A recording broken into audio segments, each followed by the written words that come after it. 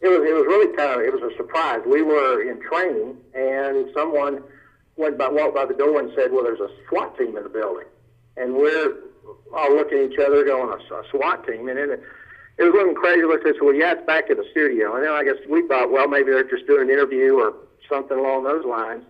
And then obviously it wasn't, because then they were notified over the speaker system that everyone needs to come to the main lobby, and we did.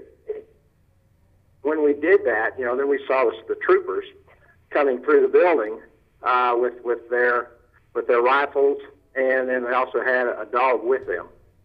As they came through, and what had happened, they had been searching out throughout the back part of the building and the studio, and then were working their way forward.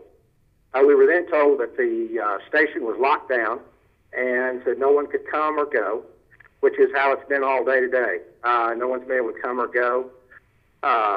And we've DPS searched the building. They went on the roof, looked around. They looked around the tower, and they've had helicopters circling the building trying to find the person who committed the crime.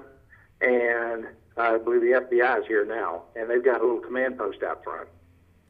But it's been disconcerting, to say the least. But everybody has handled it very, very well. With considering it was the morning weather person that was involved with it, which we found out later. We did not know who it was at the time. When we first heard, we just heard that there had been some shots fired and that someone had been shot. And we did not know if it was an employee or someone walking down the highway, because there's so much road construction and whatnot going on around.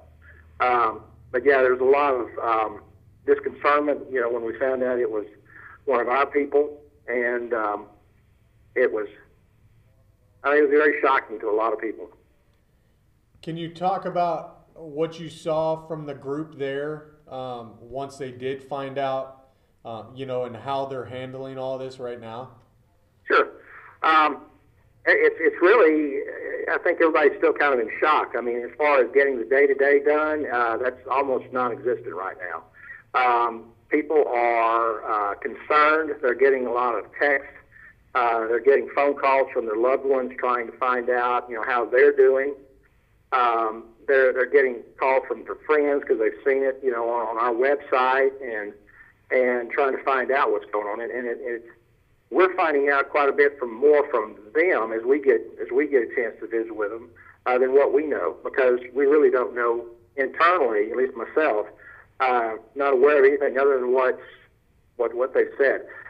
Everybody is because this place is all the employees at KCN are so close. There's a strong bond that everybody's truly concerned. I mean, there were a lot of prayers that were said.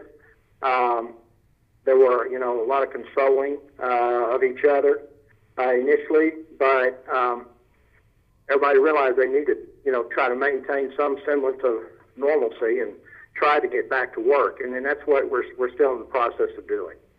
It's I don't know a better way to say it than everybody's still in shock to some extent. We're all news people. That's the business we're in. We're used to covering these types of stories. Can you talk about what it's been like to be a part of that story and what you've seen from these news people who are also have become a part of that story? Oh, absolutely. You're definitely correct. We're not used to being part of the story. We're used to telling the story.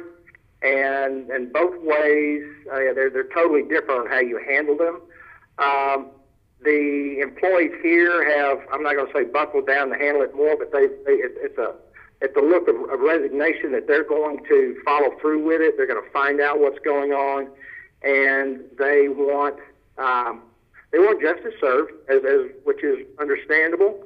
But we're also, because we are locked in, there's a sense that we want to do more than what we're able to do right now, which is virtually nothing. I believe we did a live shot earlier from inside, but we can't get in or get out, and that's the thing is it's where you're ready to go out and help and look and do, and right now we don't have that capability, and it's like everybody's pacing, everybody's trying to find out what can I do, and how we can help not only our network, but also our sister stations with their information, what information we can give to them.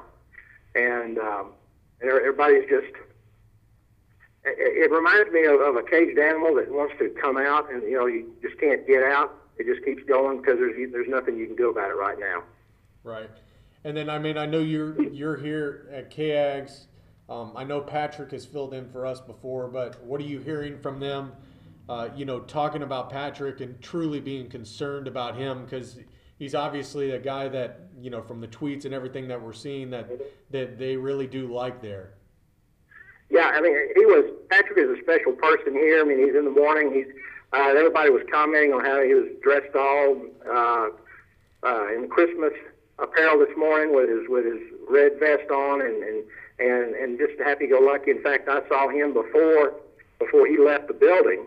And that's and then when we found out, when the trooper came in and asked if we had an employee there or if there was if we knew someone named Patrick, the gasps went out from several employees. It was like, now then it became personal and it became part of the family as far as the information went at that point. Up till then, it was just someone was hurt, which our heart goes out to anyone that's like that. But when this happens like this, this now is part of the family, and it's